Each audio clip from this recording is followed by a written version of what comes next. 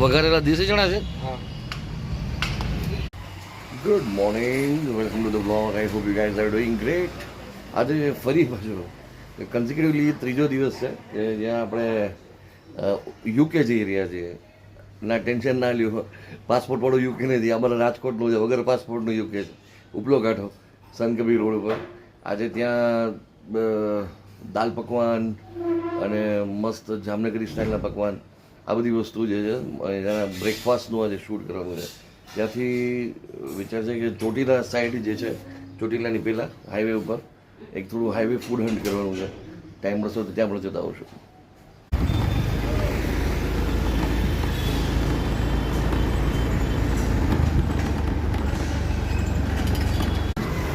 So good morning, welcome to the blog. I hope you guys are doing great.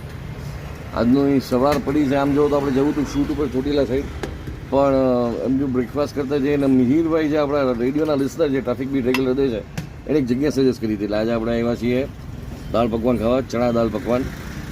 ફરી ક્યારેક તમે ગુજુ બોક્સમાં એનો વિડીયો બતાવશું. ફિલહાલ તો આપણે બ્રેકફાસ્ટ કરીએ અને પછી અહીંથી આપણા શૂટ ઉપર નીકળીએ. તો આ છે સનકબીર રોડ ને આ સરદાર સ્કૂલ, ત્યાં તમને જોવા મળશે શ્રીકાંત દાલ પકવાન.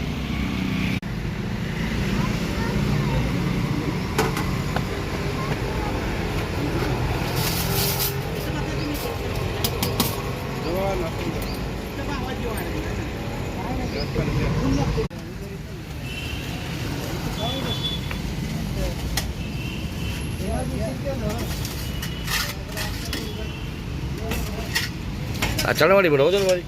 આ બધી ચણાવાળી. અચ્છા.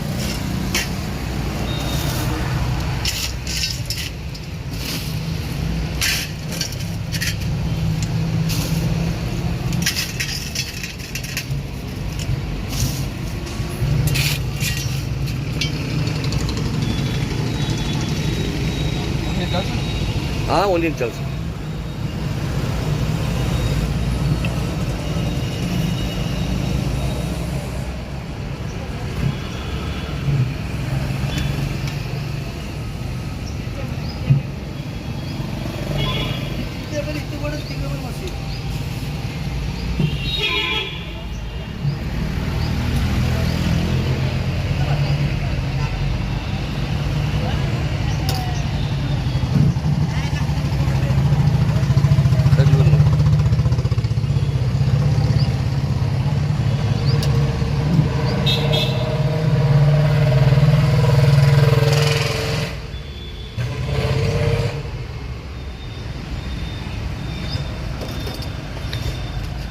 હા, ચણા એમ? અરે વાહ, વઘારેલા દેશી ચણા છે. હા.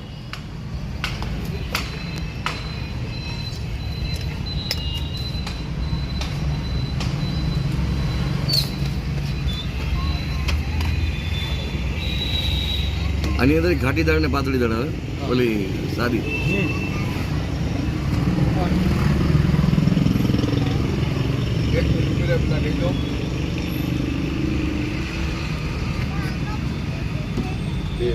બે પ્લેટ ભાગ કરો. આમાં ડુંગળી મોકે બંધ કરજો. ડુંગળી તાજી બધી નાખી દેજો. બીજી બહુ ભાવ. આ જાજી બધી ડુંગળી નાખવાની.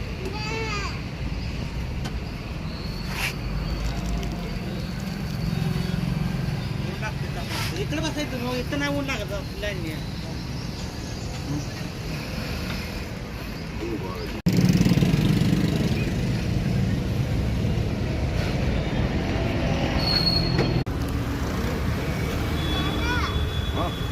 મસ્ત.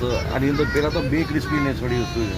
એક ચણા છે અને એની સાથે સાથે દાળ છે આખી, સાથે પકવાન તો છે જ. એ તો ક્રન્ચી વસ્તુ છે. લસણ નહીં નાખતો એ અલગ. થોડું સ્પાઇસી ચણાને કારણે બનશે અને આપણે થોડી સ્પાઇસી ચટણી પણ એડ કરાવી છે. પાછું લેવા બહુ પડશે. પહેલી સ્કૂલમાં ડિફરન્સ ફીલ થયો મને. પહેલી સ્કૂલમાં જ્યાં નોર્મલી બીજા ખાતા હોય એના કરતાં.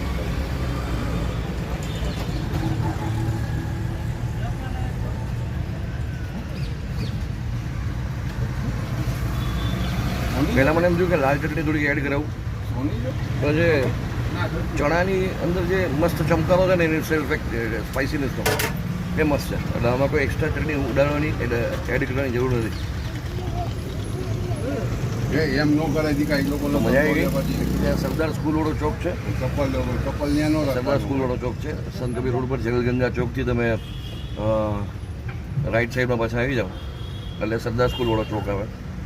2 વાગ્યા સુધી હોય છે. ગુજ્જુ બોક્સ માટે નેક્સ્ટ ટાઈમ વિડીયો બનાવશે. આજે સન્ડે છે એટલે બહુ હેઝિટેશન છે એમને અને હેસલ આજે સન્ડે છે એટલે ફૂલ વિડીયો નહીં બતાવી શકીએ. નેક્સ્ટ ટાઈમ તમારી સાથે શેર કરશું.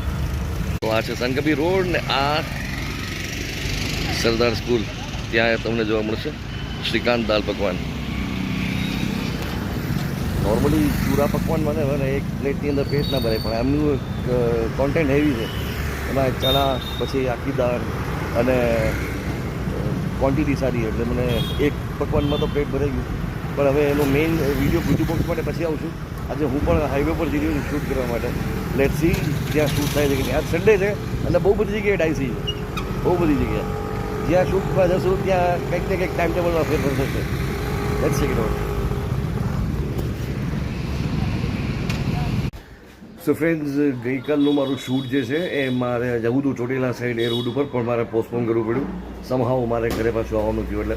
અને પછી આખો દિવસ એવું હતું કે બીજા એટલા બધા કામમાં ઓક્યુપાઈડ થયું. અમે પાછું માર્ચ એન્ડિંગ ચાલે છે એટલે મારે મોટા ભાઈને પણ થોડી હેલ્પ કરવાની હતી. એટલે આજે એ વ્લોગ જે છે એ કન્ટિન્યુ કરી રહ્યો છું એનું સાઇન અપ કરવા માટે, એનું એન્ડિંગ કરવા માટે, સાઇન અપ કરવા માટે. હવે તમને એક બીજી બહુ મહત્ત્વની વાત કીધું કે હવેથી વ્લોગની અંદર એક વસ્તુ બનશે કે મારા જેટલા વ્લોગ આવશે એમાં છેલ્લી 2 થી 3 મિનિટ એવી હશે કે જે અત્યાર સુધી મારા વ્લોગની અંદર જે બહુ વધારે કોમન કમેન્ટ્સ આવી હોય અથવા કોઈ એવી કોમેન્ટ્સ આવી હોય કે જેના ઉપર ચર્ચા કરવી ખરેખર વર્થ કહેવાય, યોગ્ય કહેવાય, એના વિશે ડિસ્કશન કરશું. કારણ કે કેટલાક મારા એવા રેગ્યુલર વ્યુઅર્સ હોય છે એ બહુ વેલ્યુએબલ કમેન્ટ્સ કરતા હોય છે, સજેશન્સ આપતા હોય છે, અથવા એની અમુક જે વસ્તુ હોય છે એના સવાલો હોય છે ને એ બહુ વર્થ હોય છે. એનો જવાબ એકસાથે બહુ બધા લોકોને આપી શકાય. જેમ કે એના સવાલનો જવાબ તમે લોકો પણ સાંભળો ને તો પણ તમારા મનમાં એક ક્વેશ્ચન ભવિષ્યમાં રેઝ થતા હોય તો ન થાય.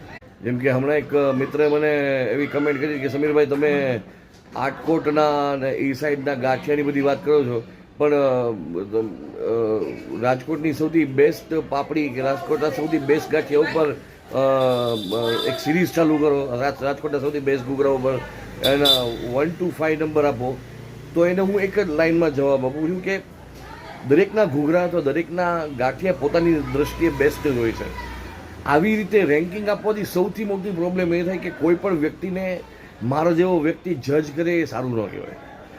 જેમ કે તમારી બાજુમાં ગઈકાલે હું હમણાં જે પાપડી લેવો હતો ને કૃષ્ણની, એ મને બહુ ભાવી, હદ ભાવી, કારણ કે મને એમાં હિંગની ફ્લેવર લાગતી હતી. હવે કેટલાક લોકોને હિંગની ફ્લેવર ના ભાવતી હોય, કેટલાક લોકોને નોર્મલ પાપડી ભાવતી હોય અથવા જીરાની ફ્લેવરવાળી ભાવતી હોય. તો આ બધી વસ્તુ એવી છે કે એ ઘણી વખત કેસ ટુ કેસ ડિફર કરતી હોય. હવે ત્યારે હું એમ કહી દઉં કે નંબર 1 આ જ છે તો એ કેવું લાગે? એના કરતાં રેન્કિંગ કરતાં એના ઉપર જે બેસ્ટ કમેન્ટ્સ આવતી હોય, અમે વ્લોગ બનાવતા હોય ને ત્યારે અમે લોકો આ એકદમ બેસ્ટ છે ને અહીંયા જવું જ જોઈએ એવું નથી કહેતા હોતા. યાની એવી શું ખાસિયત છે, એ ગાંઠિયામાં એવું શું છે જે મને ત્યાં ખેંચીને લઈ ગયું, અને એ ગાંઠિયા ખાધા પછી મને શું ફીલ થયું એ શબ્દોની અંદર ઢાળું છું. સ્વાદને અને યાની વસ્તુને, એના સ્વભાવને બધાને એ શબ્દોમાં ઢાળવાનું કામ કરીએ છીએ. બરાબર? રેન્કિંગ દેવાનું કામ ફૂડ બ્લોગરનું નથી ખરેખર, કે ભાઈ આ નંબર 1 છે ને આ નંબર 2 છે. એ હું કઈ રીતે ડિસાઇડ કરી શકું કે રાજકોટનો નંબર 1 ઘૂઘરાવાળો આ જ કહેવાય? એવું ના કહી શકાય, કારણ કે બીજા મહેનત કરે છે એના કરતાં સારી મહેનત કરતા હોય. ઘણી વખત એવું થતું હોય કે લોકો જેને નંબર 1 કહેતા હોય ત્યાં કોર્પોરેશનની રેડ ઉપડતી હોય, તો એ કોઈ એક વ્યક્તિ ડિસાઇડ ના જ કરી શકે. બરાબર? તો વ્લોગરનું કામ એ નથી. વ્લોગરનું કામ છે કે રાજકોટની બેસ્ટ જગ્યાઓ છે જઈ એને તમારી સાથે શેર કરે. ફિલહાલ તો હું વ્લોગરે શું કરવું જોઈએ અને શું ન કરવું જોઈએ એવું નથી કહેવા માગતો. દરેક વ્યક્તિ કદાચ કોઈ રેન્કિંગ આપતું હોય તો એની રીતે આપતો હશે, એના વિચારો છે. તો આ એક મુદ્દો તમારી સાથે સ્પર્શતો હતો તો હું તમારી સાથે શેર કર્યો મેં. આવી ઘણી બધી કમેન્ટ્સ હોય છે જેના જવાબ એકસાથે બહુ બધા લોકોને આપીએ તો એ વર્થ છે. તો હવેથી નેક્સ્ટ ટાઈમ જે બધી કમેન્ટ્સ આવતી હશે ને એ કમેન્ટ્સની ચર્ચાઓ આપણે અમારા વ્લોગમાં છેલ્લે 2 મિનિટમાં કરશું. જય જય ગરવી ગુજરાત. Stay blessed.